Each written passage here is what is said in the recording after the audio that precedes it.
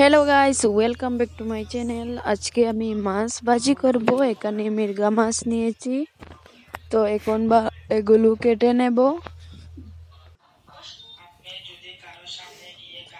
এগুলো ভালো করে কেটে হলুদ, লঙ্কা গুঁড়ো, নুন দিয়ে মেখে নেব।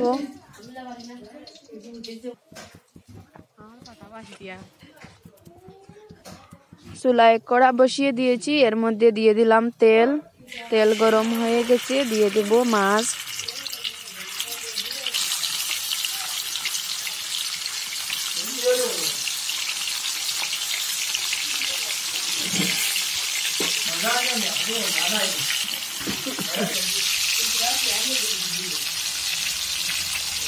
তো মাছগুলো দিয়ে দিলাম।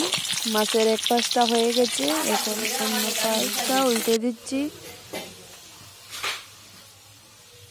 তো এভাবে আমি সবগুলো মাছ ভাজি করে নেব।